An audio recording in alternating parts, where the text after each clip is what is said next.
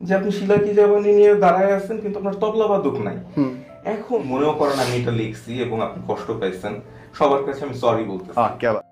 অবশেষে নিজের দেওয়া পোস্টের জন্য তনির কাছে ক্ষমা চাইলেন বারিশা হকের স্বামী।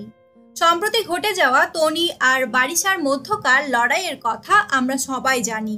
মূলত চ্যানেল আই এর একটি শো থেকে এর জন্ম, আর এর পরপরই শুরু হয় দুজনের মধ্যে কথা কাটাকাটি, যেখানে যুক্ত হয়েছিলেন বারিশা হকের স্বামী। তিনি একটি পোস্ট দিয়েছেন যেখানে তিনি কারো নাম উল্লেখ না করে লিখেছিলেন, আপনি শিলাকি জাওয়ানি হয়ে রেডি আছেন কিন্তু আপনার তবলা বাজানোর মানুষ নেই, তবলা বাজাতে গিয়ে ঘুমিয়ে পড়ে, এমনই একটা পোস্ট করেছিলেন। যে পোস্টটা নিয়ে লাইভে এসে তনি অনেক কিছুই বলেছেন।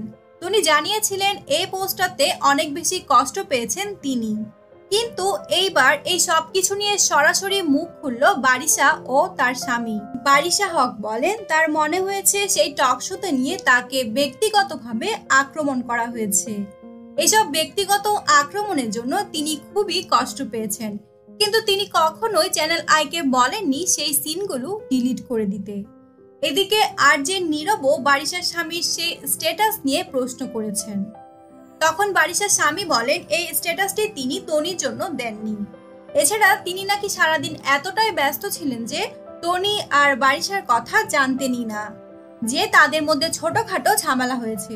তিনি এটাও বলেন বাড়িতে এসে তিনি যখন এই সব কিছু জানতে পারলেন তিনি অনেক বেশি হাসলেন, কারণ তিনি এই স্ট্যাটাসটি তনির জন্য দেননি।